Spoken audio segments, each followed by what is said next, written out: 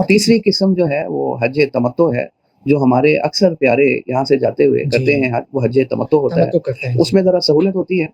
وہ ایسے کہ یہاں سے جب جائیں حرم کے سفر سے کے لیے مکے کے لیے جانا ہو تو صرف عمرے کے احرام کی نیت کیجیے، اے اللہ عمرے کے احرام کی نیت کرتا ہوں، تو وہاں پہنچ کر عمرہ کر لیں، عمرہ کرنے کے بعد پھر اپنا حلق یا قصر جو بھی کرنا ہے وہ کروا لیں، ہمارا عمرہ ختم ہو گیا، ہمارا احرام بھی ختم ہو گیا، احرام کی پابندیوں سے ہم باہر آ گئے، سلے ہوئے کپڑے پہنے، خوشبو لگائیں، حج کی کوئی احرام والی کوئی ممانعت موجود نہیں ہے، پھر حج کے دنوں میں یعنی 8ویں ذی الحجہ کو احرام باندھ کر حج کا پھر ہم مینا جا سکتے ہیں۔ عملی طور پر استاد جی عام طور پہ لوگ حج تمتع ہی کرتے ہیں، یعنی پہلے عمرہ اور پھر حج کا احرام الگ الگ باندھتے ہیں، عملی طور پہ یہ ہوتا ہے؟ زیادہ تر لوگ یہ کرتے ہیں، لیکن میری درخواست یہ ہے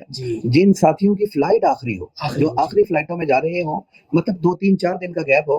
تو وہ اگر تھوڑا سا ہمت کریں، کوشش کریں اور حج قران کر لیں، کیونکہ حضور صلی اللہ علیہ وسلم نے ہجرت کے بعد ایک ہی حج فرمایا ہے اور وہ حج قران تھا، اور ظاہر ہے کہ حضور صلی اللہ علیہ وسلم مخلوق میں سب سے افضل، انبیاء میں بھی سب سے افضل نبی حضور صلی اللہ علیہ وسلم ہے، اور حضور صلی اللہ علیہ وسلم کا جو حج ہے وہ بھی سب سے افضل ہوگا، تو آپ صلی اللہ علیہ وسلم تو حج قران فرمایا تھا، تو جن کی فلائٹیں آخر میں ہیں وہ پھر اس چیز کی کوشش کر لیں کہ ان کا حج حضور صلی اللہ علیہ وسلم کے حج کے مطابق ہو جائے، حج قران ہو جائے، یہ زیادہ افضل ہوگا، اور جن کی فلائٹ پہلے ہے تو وہ حج تمتع کر لیں، اس کی بھی گنجائش موجود ہے۔